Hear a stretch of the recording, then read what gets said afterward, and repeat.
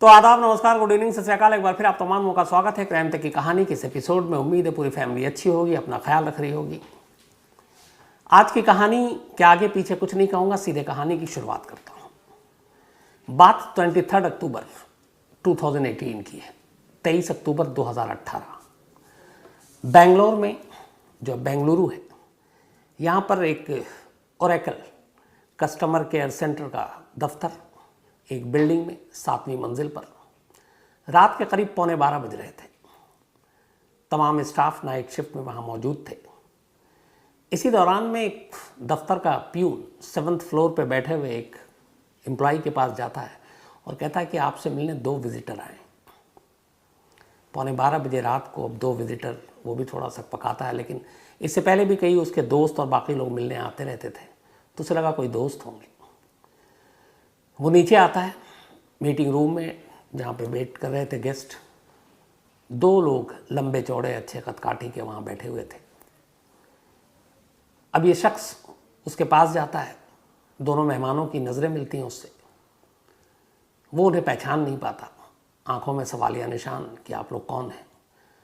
और तभी उनमें से एक शख्स अपना हाथ आगे बढ़ाता है और इस ओरेकल के एम्प्लॉय की तरफ हाथ बढ़ाते हुए सिर्फ 2 शब्द कहता है, हेलो मिस्टर तरुण।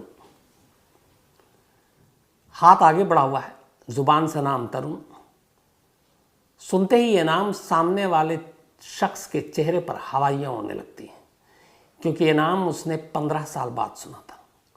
15 साल तक ये नाम उसने किसी की ज़ुबान से नहीं सुना। 15 साल तक किसी ने उसे तरुण कहकर पुकारा ही नहीं। इन 15 सालों में उसकी पहचान, उसका नाम एक ही था, और वो था परवीन भटेले।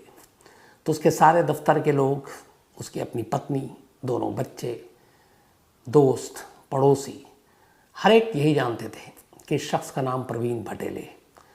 लेकिन 23 अक्टूबर 2018 की उस रात करीब 11:15 बजे ओरेकल के ऑफिस के अंदर 2 मेहमान आकर हाथ बढ़ाते हैं और कहते हैं, हेलो मिस्टर तरुण। 15 साल बाद ये नाम सुनकर लगभग उसे चक्कर आने लगता है। इस दौरान में वो पुलिस वाला अपना हाथ आगे बढ़ाता है। तब तक खौफ, दहशत कहें या फिर अनजाने में, या फिर ये कि वो अपने आप में सुध-बुध में नहीं है, वो भी अपना हाथ आगे बढ़ा देता है। दोनों हाथ मिलते हैं। सामने वाला उसके हाथ को पकड़ने के बाद उसकी उंगलियां टटोलता है। उस हाथ में एक उंगली ढूंढ रहा था जिसमें रिंग पहनते हैं, और वो उंगली उसकी टूटी हुई थी।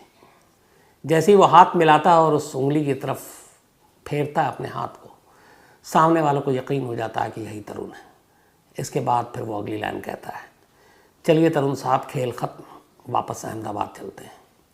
और उसके बाद वो दोनों शख्स उसे लेकर बिल्डिंग के नीचे उतरते हैं। नीचे बेंगलुरु पुलिस की एक पुलिस की गाड़ी थी, उसमें ये लोग उसमें सवार होते हैं, और फिर वहाँ से अगले रोज़ यानी 24 अक्टूबर 2018 को तरुण को लेकर ये लोग अहमदाबाद पहुँचते हैं। इससे पहले जब रात में वो बिल्डिंग से लेकर नीचे उतरते हैं, तब उनमें से एक शख्स अहमदाबाद में बैठे अपने सीनियर अफसर डीसीपी को एक व्हाट्सएप मैसेज करता है और साथ में एक फ़ोटो, और मैसेज में सिर्फ इतना ही लिखा था, गॉट इट। अब सवाल ये था कि एक कॉल सेंटर के दफ्तर में काम करने वाले शख्स को रात 11:15 बजे 2 लोगों ने उठाया, साथ ले गए, नाम पुकारा, इन सब में कहानियाँ क्या थी। तो वो दोनों शख्स पुलिस वाले थे, अहमदाबाद क्राइम ब्रांच से बेंगलोर आए थे और इसी शख्स की तलाश में आए थे। अब इसे लेकर ये अहमदाबाद पहुंच गए। ये कहानी का पहला पार्ट है। अब 2018 से 15 साल पहले चलते हैं पीछे। 2003 वैलेंटाइन डे, 14 फरवरी 2003, 14 फ़रवरी 2003। अहमदाबाद में एक हस्बैंड वाइफ रहा करते थे। उनमें से एक का नाम था तरुण धिनराज और उनकी पत्नी का नाम था सजनी। तरुण और सजनी की शादी सिर्फ 3 महीने पहले हुई थी, दिसंबर 2002 में, और अब तारीख थी 14 फरवरी 2003।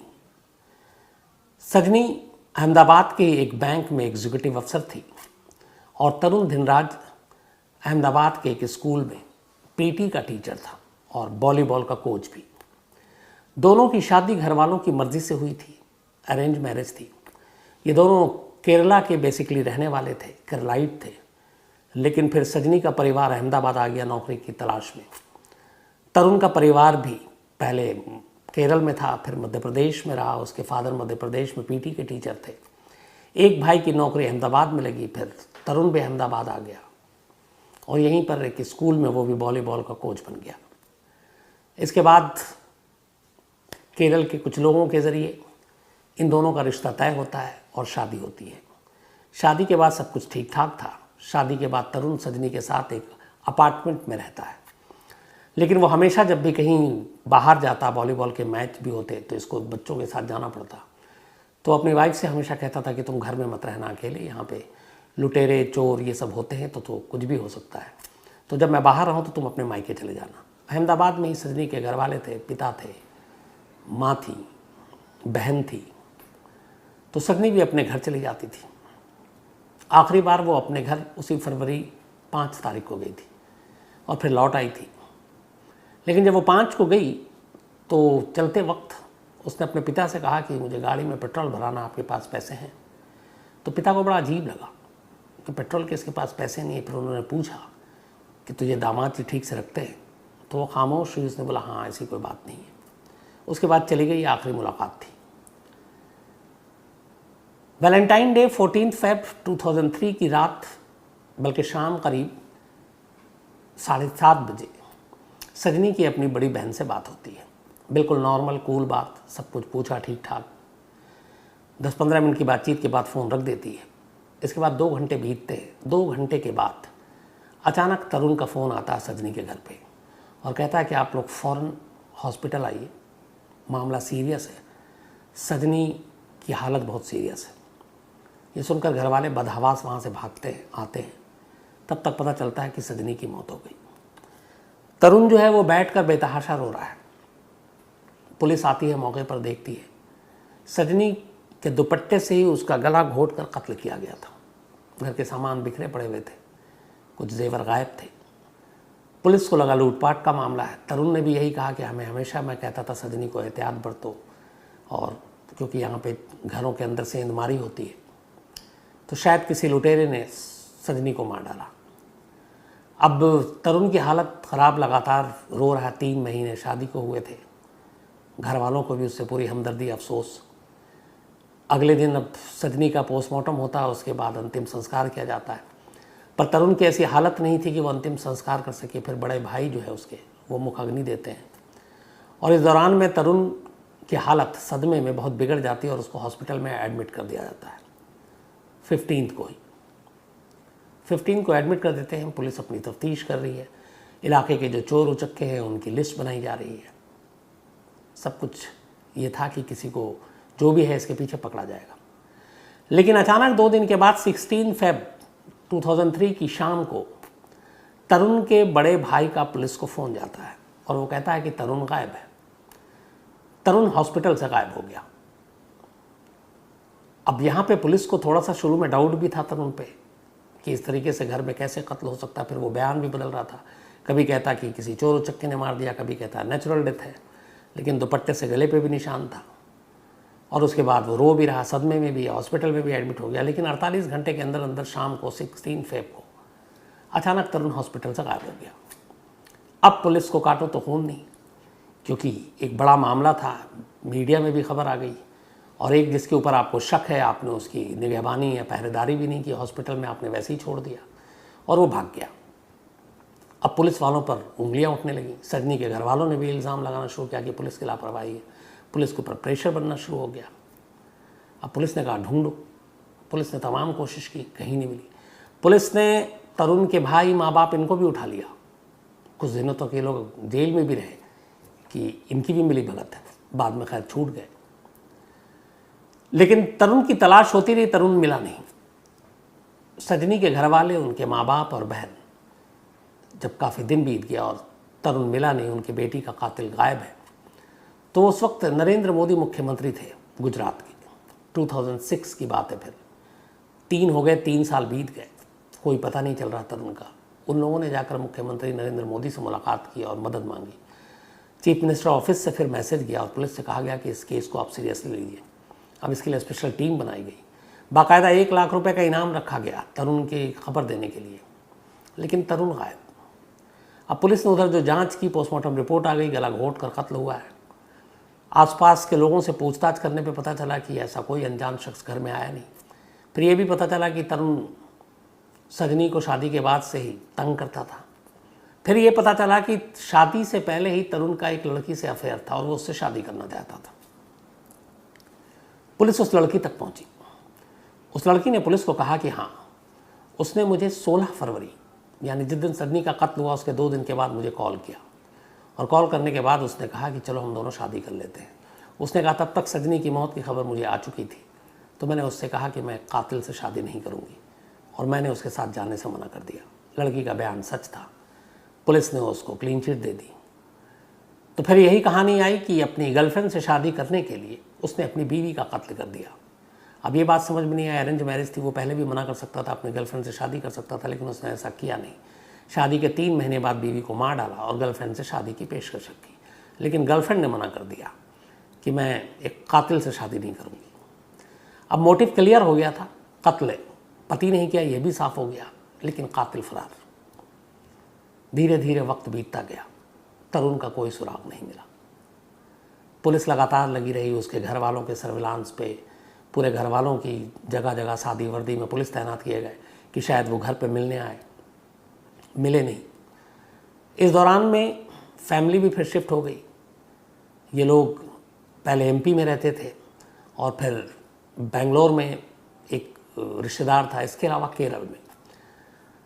2009 आते आते तरुण के पिता की मौत हो गई, और फिर पुलिस को पता चला कि 2009 में ही तरुण पहली बार केरल गया था जब इसके माँ बाप गए थे, और वहाँ पहली बार कत्ल के बाद सजनी के यानी 6 साल बाद वो केरल में एक जगह पे अपने माँ बाप से आकर मिला। उसे देखकर माँ बाप की भी हालत ख़राब हो गई। उन्होंने कहा अगर किसी ने देख लिया तो मुसीबत आ जाएगी, पुलिस ढूंढ रही है। वो आखिरी मुलाकात थी। कहते हैं कि अपने माँ बाप से मिलने के बाद वो जब गया, उसके नेक्स्ट डे ही तरुण के पिता को हार्ट अटैक हो गया और दिल का दौरा पड़ने से 2009 में उनकी मौत हो गई। अब उसके बाद वो वहाँ से निकल गया।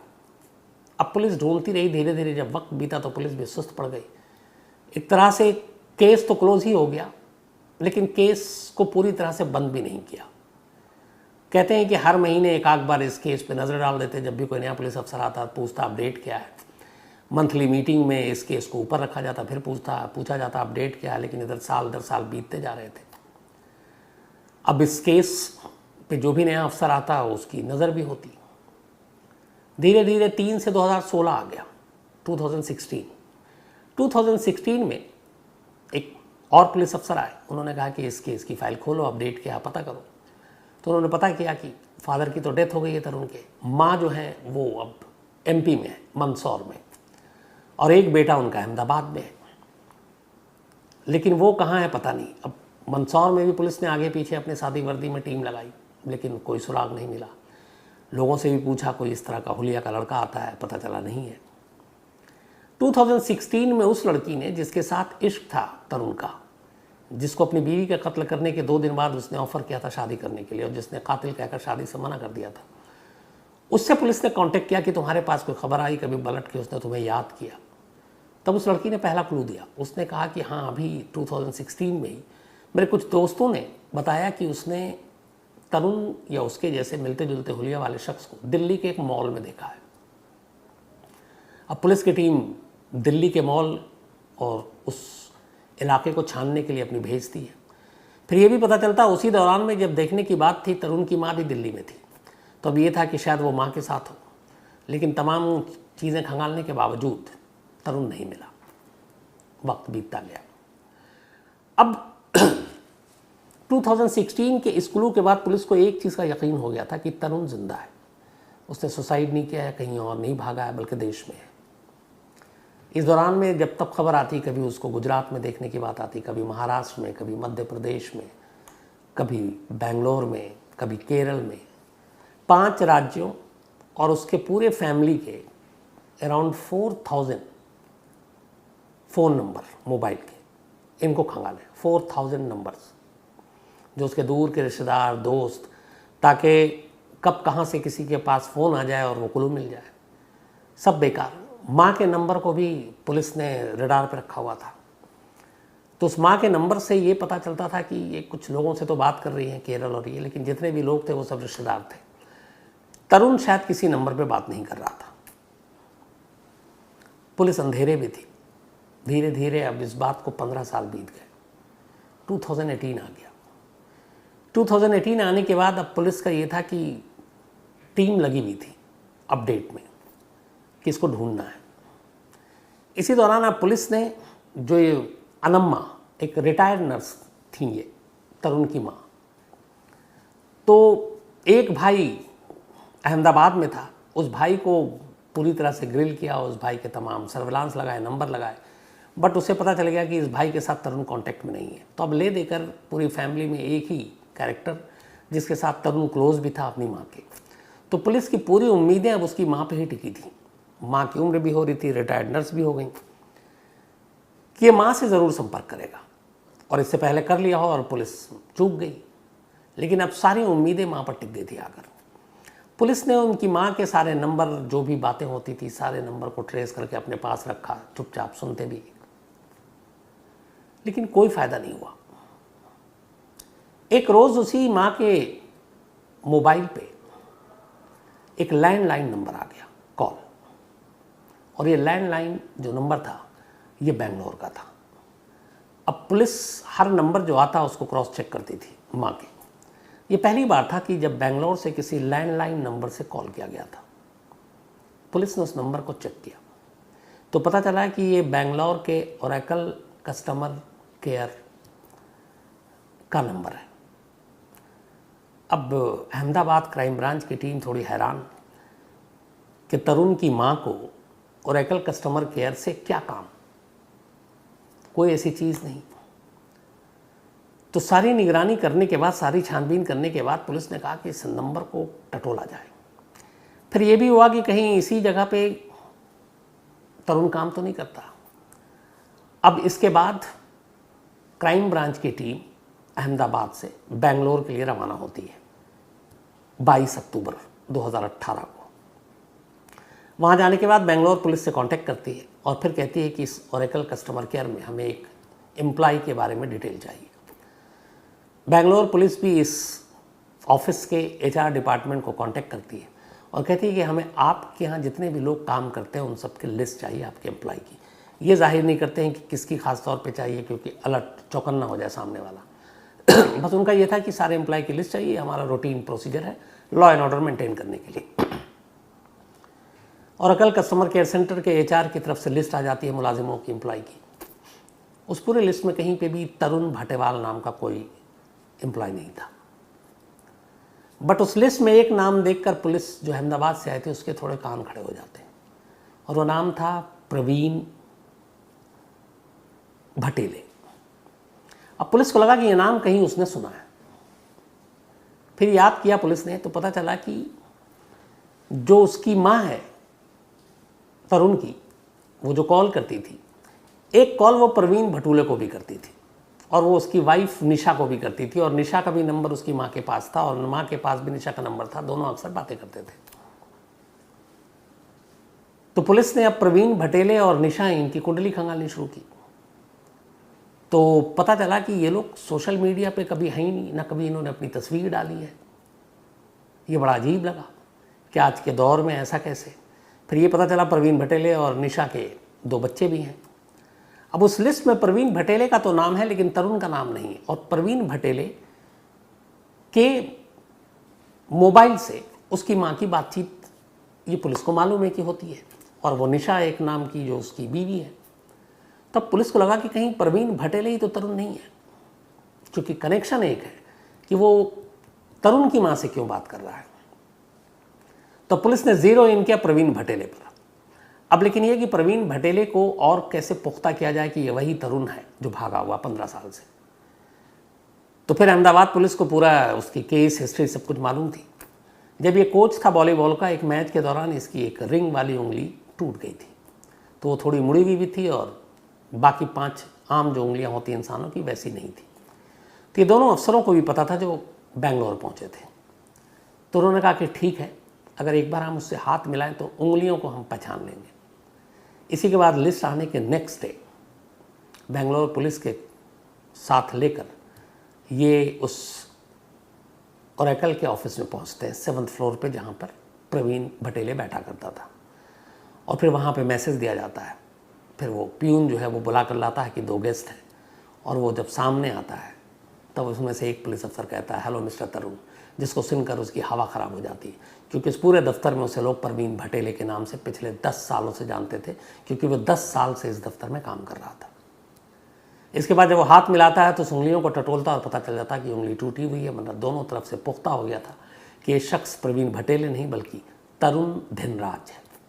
और इसी के बाद उससे कहा जाता है कि अब खेल खत्म और चलो वापस। तो एक लैंडलाइन नंबर की वजह से भेद खुला। दूसरा, इसी दौरान में फिर पुलिस को पता चला कि आखिर ये माँ बेटे बात करते थे, ये लैंडलाइन नंबर अगर ना होता तो क्या होता। तो पता चला कि उस दिन उसने कोशिश की, उसके मोबाइल से बात नहीं हो पा रही थी, और माँ से बात ज़रूरी करनी थी। माँ अकेली थी, उसे चिंता भी हो रही थी। तो ये थोड़ी सी लापरवाही बरत गया और उसने ऑफिस में बैठे बैठे अपने ऑफिस के लैंडलाइन नंबर से माँ के नंबर पे कॉल कर दिया, और ये पुलिस के रिकॉर्ड में आ गया। अगर वो लैंडलाइन नंबर से कॉल ना करता तो शायद तरुण का राज 15 साल है और ना मालूम कितने सालों तक राज ही बना रहता। फिर पुलिस के सामने जानकारी आई कि उसकी माँ ने एक और सिम ले रखा था, और वो सिम उनके एक रिलेटिव के नाम पर था। उस रिलेटिव को, दूर के रिलेटिव थे, पुलिस ने अपने फोकस में लिया नहीं, और उस सिम का इस्तेमाल उसकी माँ सिर्फ और सिर्फ तरुण से बात करने के लिए करती थी, और तरुण भी उसी सिम पे ज़्यादातर कॉल किया करता था। तो इस तरीके से पुलिस के रिकॉर्ड में ये सिम नंबर ही नहीं था, तो कभी जांच के घेरे में आया ही नहीं, और इसीलिए तरुण का राज राज रहा। अब पुलिस उसे लेकर वापस अहमदाबाद आती है, सब कुछ हो गया। अब फिर पुलिस उससे कहानी सुनती है। वो सजनी के कत्ल का इल्ज़ाम अपने सर लेता है, बोलता हाँ मैंने कत्ल किया क्योंकि मुझे अपनी गर्लफ्रेंड से शादी करनी थी, लेकिन उसने मना कर दिया क्योंकि मैं कातिल हो चुका था। बोला कत्ल करने के बाद मैं 6 तारीख को ही दिल्ली आया था। दिल्ली में कुछ दिन रहा, और दिल्ली में बाकायदा अगले 1 हफ्ते में ही कत्ल करने के 14 फेब को उसने कत्ल किया, वैलेंटाइन डे, और 20 फरवरी तक वो दिल्ली के कॉल सेंटर में नौकरी कर रहा था, अगले 4-5 दिनों में ही। बोला फिर यहाँ से पुणे गए। पुणे में उसको एक निशा नाम की लड़की से मुलाकात हुई। उसने अपने आप को बताया कि मैं यतीम हूँ, मेरा दुनिया में कोई नहीं है। धीरे धीरे दोनों में दोस्ती हो गई। इसने पुणे में एक जगह नौकरी की थी, और फिर उन दोनों ने पुणे में ही शादी कर ली। फिर इसके बाद ये लोग 2009 और 10 में बेंगलोर पहुँचे, और उसने बेंगलोर में इस ओरेकल कंपनी में जॉब शुरू कर दिया। दोनों के 2 बच्चे भी हुए, और उसकी पत्नी को भी यही मालूम है कि इसका नाम प्रवीण भटेले है। उसकी पत्नी को उसका असली नाम, उसके पुराने कारनामे कुछ नहीं मालूम था। तो जिस गर्लफ्रेंड के लिए उसने कत्ल किया उससे तो शादी की नहीं, एक दूसरी लड़की से शादी की, फिर 2 बच्चे हुए और बेंगलोर में रहने लगा। लेकिन एक सवाल अब भी अपनी जगह कायम था कि आखिर तरुण धिनराज प्रवीण भटेले कैसे बन गया, ये नाम उसका किसने चुराया। पुलिस ने इसके ऊपर भी तफ्तीश की। पता चला स्कूल और कॉलेज में इसका एक दोस्त हुआ करता था मध्य प्रदेश में, और उस दोस्त का नाम था प्रवीण भटेले। ये दोनों साथ थे, कॉलेज में भी साथ पढ़ाई की। जब इसने कत्ल किया, उसके कत्ल करने के बाद इधर उधर ये भटकता रहा था। फिर एक दौर ऐसा आया जब ये पहुंचा भोपाल। उस वक्त प्रवीण भटेले भोपाल में था, और ये वहाँ उसकी शादी हो गई थी। ये उसके साथ भी रहा कुछ दिन तक। उसने कुछ कोचिंग सेंटर शुरू किए थे, उसने कहा मैं भी करूँगा। इसने कुछ दिन उसके साथ काम भी किया। फिर प्रवीण भटेले के आधार कार्ड, ड्राइविंग लाइसेंस और पासपोर्ट, इन तीनों को उसने वहाँ पे स्कैन किया, और फिर उन नामों को अपना नाम दिया और उसमें तस्वीर अपनी लगा दी। तो आधार कार्ड भी प्रवीण भटेले के लिए, तस्वीर अपनी, ड्राइविंग लाइसेंस भी, पासपोर्ट भी, और लेकर चला गया। और इधर प्रवीण भटेले को पता नहीं। प्रवीण भटेले भी एक स्पोर्ट्स का कोच, अभी हरियाणा में शायद काम कर रहे हैं कहीं। इतना ही नहीं, इस ओरेकल में नौकरी के दौरान इस फर्जी नाम जो किसी और का चुराया हुआ, फर्जी पासपोर्ट जो किसी और का चुराया हुआ जिसमें उसकी तस्वीर लगी है, 3 बार वो यूएस भी हुआ है, अमेरिका। लेकिन एक गलती 15 साल के उसके इस राज को खोल गया। अगर उसने उस दफ्तर में उस दिन बैठकर लैंडलाइन नंबर से अपनी माँ को कॉल ना किया होता तो शायद तरुण का राज ही रहता, तरुण शायद प्रवीण भटेले ही रहता। लेकिन कहते हैं कि कहीं ना कहीं एक ज़रा सी चूक आपको कब पकड़वा दे और आपका भेद कब खुल जाए नहीं कह सकते। वही चीज़ हुई, लेकिन इसमें कमाल अहमदाबाद पुलिस भी थी, खासतौर पे क्राइम ब्रांच की टीम, जिसने 15 साल के इसमें सुस्त रफ्तारी भी आई, सब कुछ आया, लेकिन तरुण की तलाश बंद नहीं की। तरुण अब जेल में है, साबरमती जेल में, और जो कुछ उसने किया है उसके लिए उसे सज़ा भी वैसे ही मिलेगी। तो ये थी कहानी एक ऐसे शख्स की जो 15 साल तक पुलिस को बेवकूफ़ बनाता रहा, एक नए नाम से नए शहर में रहा, नौकरी की, शादी की, 2 बच्चे पैदा किए, लेकिन ये गलती ने सारा राज खोल दिया। अब कहानी ख़त्म करूं उससे पहले अपना वही सिलसिला। आज जतिन शर्मा जी का जन्मदिन है, तो हैप्पी बर्थडे जतिन जी। और दिया शर्मा इन्होंने भेजा है, इनके हस्बैंड हैं। सैयद लुकमान हुसैन का भी आज बर्थडे है, तो हैप्पी बर्थडे सैयद लुकमान साहब। मोहम्मद हाशिर अंसारी, इनका भी आज जन्मदिन है, तो हैप्पी बर्थडे हाशिर साहब। और आफ्ताब अंसारी के बेटे हैं ये। इसके अलावा प्रीतिका मिश्रा, इनका भी जन्मदिन है, हैप्पी बर्थडे प्रीतिका। और पुष्कर मिश्रा ने भेजा है। जानू शर्मा का भी आज जन्मदिन है, तो हैप्पी बर्थडे जानू शर्मा जी। और चंदन शर्मा जी ने भेजा, उनकी पत्नी है ये। इसके अलावा शिवानंद शेट्टी, कल मैं गलती से विवेकानंद शेट्टी बोल गया था, माफ़ी चाहता हूँ, शोभा दास जी ने मुझे मेल किया। तो शिवानंद शेट्टी जी का कल बर्थडे था, तो एक बार दोबारा शिवानंद शेट्टी जी आपको बहुत बहुत जन्मदिन की बधाई, मुबारकबाद, हैप्पी बर्थडे। और शोभा दास जी, अब मुझे उम्मीद है कि आपकी शिकायत दूर हो गई होगी। इसके अलावा सोना का भी आज जन्मदिन है, तो हैप्पी बर्थडे सोना। और गजानन बिचेवार ने भेजा ही महाराष्ट्र से। साथ ही आज राजश्री शर्मा जी और पंडित सुरेश शर्मा जी, इनकी एनिवर्सरी है, तो आप दोनों को बहुत बहुत बधाई, राजश्री जी और सुरेश शर्मा जी। सुरेश शर्मा जी ने मुझे मेल भी लिखा, उन्होंने कहा ये इनकी 43वीं जो है आज वो है एनिवर्सरी, और अगर विश नहीं किया तो उन्होंने कहा कि आज एनिवर्सरी के दिन रात को हम खाना नहीं खाएंगे। तो ऐसा मत कीजिएगा आप, बिल्कुल। मैंने विश भी कर दिया और आप खाना भी खाइए, और आज अच्छा खाना, आज कुछ पार्टी वार्टी कहीं बाहर ले जाइए आप। इसके अलावा आज ममता देवी और अनुज राय की भी एनिवर्सरी है, आप दोनों को बहुत बहुत बधाई। और रौनक राय ने भेजा है। साथ ही मुन्नी देवी और जीवन सिंह बिस्ट, इनकी भी आज एनिवर्सरी है, आप दोनों को भी बहुत बहुत बधाई। और कैलाश राणा जी ने भेजा है। इसके अलावा अनीता और कमलेश चांदा, इनकी भी आज एनिवर्सरी है, तो अनीता जी और कमलेश जी आप दोनों को भी बहुत बहुत बधाई। साथ ही संजय आर्या हैं हल्द्वानी से, और 12 तारीख को इनका हैप्पी बर्थडे है, चलिए एडवांस में सही। संदेश भंडारी हैं काठमांडू से। कई लोगों ने लाउड स्पीकर के शो की बड़ी तारीफ की, दिल से आप लोगों का शुक्रिया बहुत बहुत। इसके अलावा पौरावी पाटिल हैं, हमेशा की तरह वही हंसता खिलखिलाता, इन्होंने मेल लिखा है। राहुल यादव हैं, इन्होंने एक सवाल किया कि अगर एफआईआर न दर्ज किया जाए किसी के प्रेशर या किसी के दबाव की वजह से, तो क्या किया जाना चाहिए। इनका शायद एक कहानी है कि एक एफआईआर है जो एक डीएम की वजह से नहीं लिखी जा रही है, क्योंकि डीएम का जानने वाला है। तो अगर कोई एफआईआर पुलिस वाला ना लिखे, किसी अफसर के दबाव में ना लिखे, और लोकल पुलिस लिखने से मना करे, तो एक तो सबसे हाईएस्ट जो अफसर हैं आप उनके पास जाके कंप्लेंट दे सकते हैं। नंबर 2, आपको लगे कि पुलिस से बात नहीं बनेगी, तो आप सीधे सीधे कोर्ट में भी किसी वकील को पकड़ कर जा सकते हैं कि पुलिस मेरी एफआईआर नहीं लिख रही, और फिर कोर्ट के आदेश के बाद तो अच्छे अच्छे लिखेंगे। तो आखिरी रास्ता कोर्ट बचता है एफआईआर लिखवाने के लिए, और बहुत सारे ऐसे मामलों में कोर्ट के आदेश पर एफआईआर लिखी गई है। इसके अलावा सैम कुमार है, एक स्टोरी की फरमाइश की है, गर्ल इन बेसमेंट, ये शायद मैं सुना चुका हूँ आपको सैम कुमार साहब, इसी कहानी में मिलेगी आपको। इसके अलावा राजा शाह है नेपाल से, लाउड स्पीकर की कहानी की इन्होंने भी तारीफ की, थैंक यू। जय प्रकाश रे हैं कनाडा से, मैंने शायद कल आइसलैंड बोल दिया था, वो आइलैंड कहते हैं, अंग्रेज़ी आपको पता है मेरी माशाल्लाह है, लेकिन थैंक यू सो मच जय प्रकाश रे साहब, धीरे धीरे सीख रहा हूँ सब कुछ। पूनम जैन जी ने भी लाउड स्पीकर की तारीफ़ की। इसके अलावा चंद्र राज राय हैं इजराइल से। जिम जोन्स एंड मैस्केयर, इसकी कहानी सुनना चाहते हैं। आर.एन. काउ की भी कहानी सुनना चाहते हैं, निधि प्रकाश ने लिखा है, मैं जल्दी आपको सुनाता हूँ, पक्का वादा है। प्रियंका कटियार हैं, और इन्होंने लिखा कि कई लोगों ने कल कमेंट्स किया था कि कल की कहानी मैं पहले सुना चुका हूँ, तो ऐसा बिल्कुल नहीं है। कल की कहानी तो मैं 100% शर्तिया बोल सकता हूँ कि मैंने नहीं सुनाई है। इसके अलावा तुषार पाल हैं, विक्रम मिश्रा जी हैं, थैंक यू सो मच आपके मेल के लिए। तो आप तमाम लोगों का शुक्रिया, और जिन कहानियों की फरमाइश है वो भी जल्द सुनाऊंगा, लेकिन आज कहानी में इतना ही। अब आपसे मुलाकात होगी कल रात 9 बजे किसी नई कहानी के साथ, तब तक अपना ख्याल रखिए, थैंक यू वेरी मच।